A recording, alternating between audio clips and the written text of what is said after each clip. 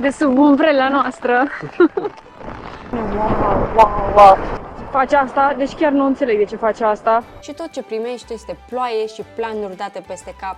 Nu îmi place deloc gustul sau aroma whisky-ului. Pronunția corectă este Jameson și nu Jameson. Oh my god, ce... Temperatura e bună chiar dacă plouă, adică e foarte plăcut să fie afară. Continuăm să explorăm Dublinul și v-aș recomanda să încercați măcar un cocktail cu whisky, singura fabrică principală de producție a whisky-ului în Irlanda. Bine ați revenit în Dublin alături de noi! Suntem tot aici, plouă în continuare, vremea nu este deloc prietenoasă cu noi.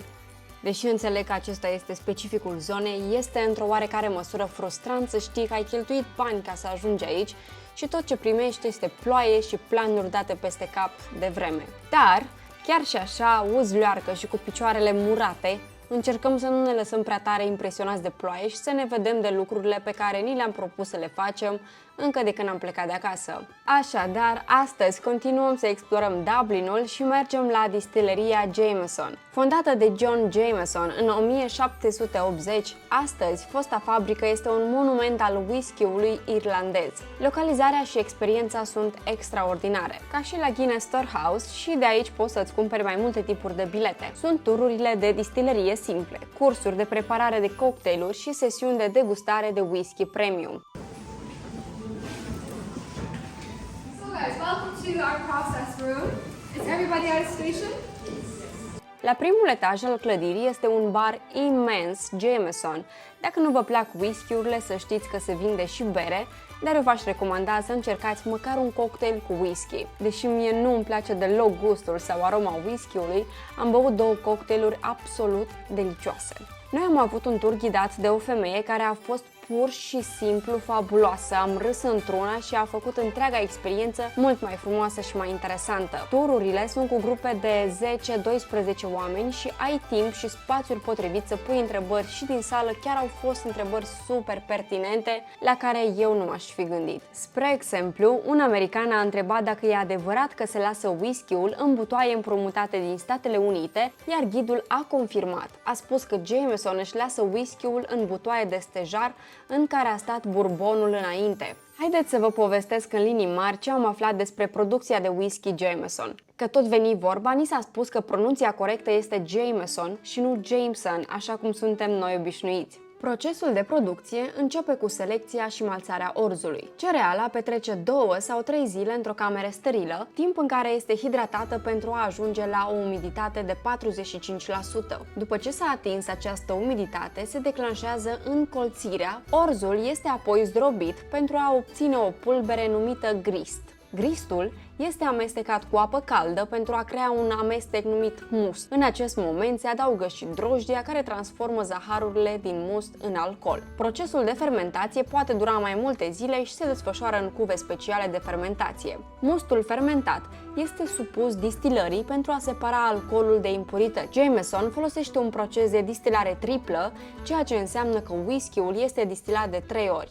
Acest proces adaugă finețe și claritate alcoolului. Alcoolul distilat este plasat în butoaie de lemn, de obicei din stejar, pentru a se matura. Alcoolul distilat este plasat în butoaie de lemn, de obicei din stejar, pentru a se matura. Whisky-ul Jameson este maturat cel puțin 3 ani, dar multe loturi sunt lăsate să se matureze mai mult timp.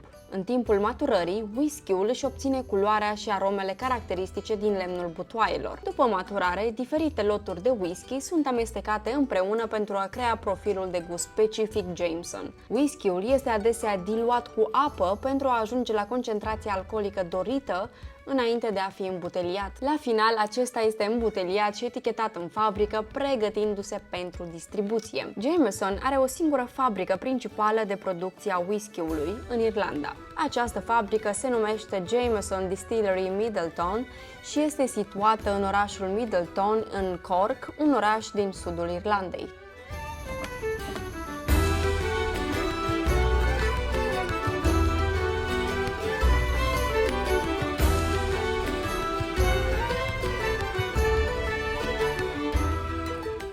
Mai avem o singură zi în Dublin, așa că vom încerca să ajungem din nou în orășelul pescăresc Howth.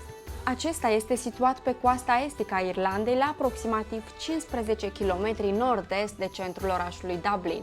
Ca să ajungi aici, trebuie să iei ori trenul, ori un bus. Noi am prins lucrări la liniile de tren, așa că am fost obligați să mergem cu autobuzul, lucru pe care nu îl recomandăm pentru că faci mai mult de o oră, are multe opriri și este destul de gălăgios.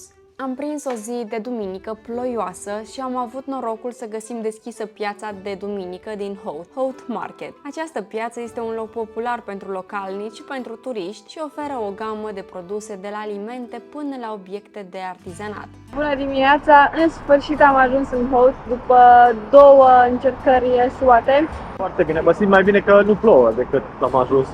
Piața funcționează în general în fiecare duminică dimineața și până la prânz sau după amiază, în funcție de anotimp și de condițiile meteo. Foarte mulți pescăruși obraznici, că dacă ai mâncare, vin imediat la tine. Da, foarte mult. Arată destul de cochet Howth. Arată frumos. Vizităm Dublin pe o vreme caracteristică.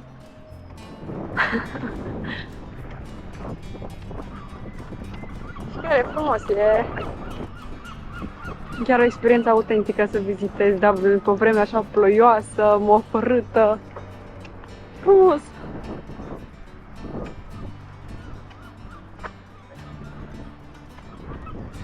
Acolo este farul în față. Și trebuie să mergem aici pe o geamandură, nu știu cum se numește. O geamă în față. Da, e un dig imens. Oh, wow!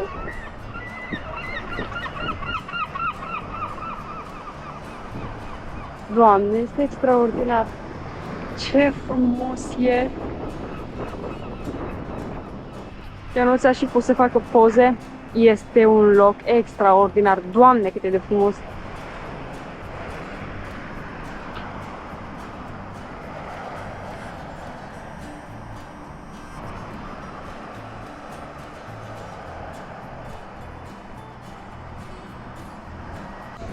Sunt foarte mulți oameni care vin să vadă farul aici.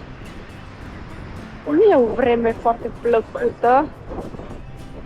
Nu e foarte plăcută, dar având în vedere că am avut 48 de ore consecutive ploaie, acum că nu plouă,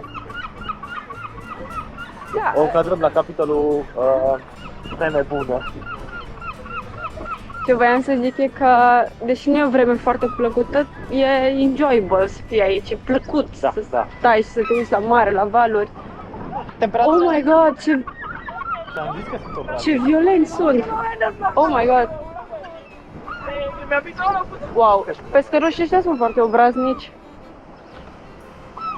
Săracile fete le-au furat mâncarea. Se poate. Dar nu e bine să vii cu niciun fel de mâncare pe aici. Atacul pescărușilor. Viul este super, noi nu ne putem censura, tot închidem camera și spunem wow, wow, wow. E chiar e senzație și marea în spatele nostru. Extraordinar. Nu înțeleg ce face asta, deci chiar nu înțeleg de ce face asta. Dar eu nu car acasă, efectiv.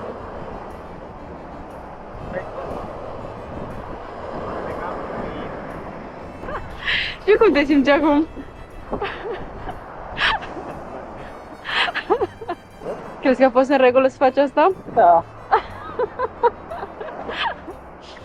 În copiii ăia mici când greșesc ceva și nu recunosc că au greșit?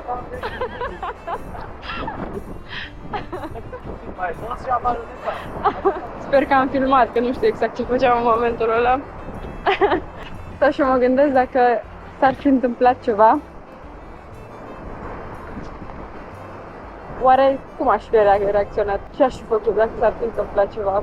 Bine, ca și cum ne ia prin surprindere, dar evident că plouă. Au trecut 5 minute de când am spus și bine că nu plouă. Mergem la pas. Chiar dacă plouă, e așa o senzație foarte mișto. Nu? Se simte foarte fain. Da. Temperatura e bună chiar dacă plouă, adică e foarte plăcut să fie afară. Dacă ploaia asta.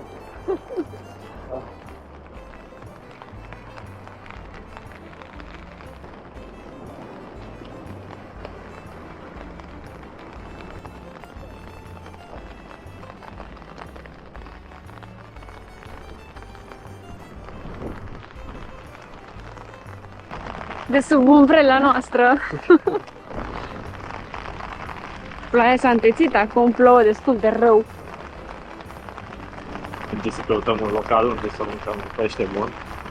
Evident că din cauza ploii a trebuit să închidem camera, să o băgăm în ghiozdan și să nu o mai scoatem.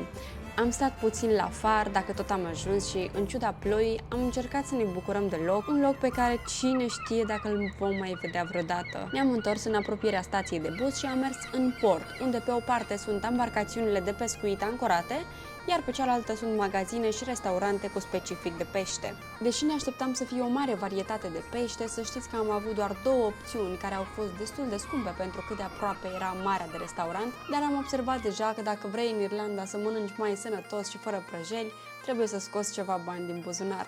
Acest prânz ne-a costat 85 de euro, adică 426 de lei. Am luat ca întreu pâine cu selecție de unturi irlandeze și, apropo, Irlanda este unul dintre cei mai mari producători și exportatori de unturi din lume și dacă nu știați cine e cel mai mare producător de unt din lume, ei bine, India este. Cu un prânz mai sănătos decât altele, de care am avut parte de curând, încheiem și vacanța noastră în Dublin, un oraș care ne-a plăcut enorm și pe care mă bucur tare mult că l-am bifat împreună.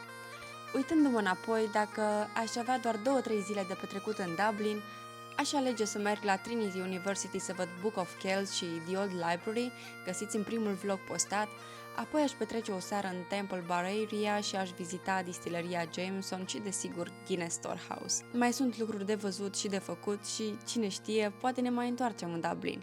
Până atunci, avem o altă nouă destinație pe care vă invităm să stați aproape și să aflați care este. Pe curând!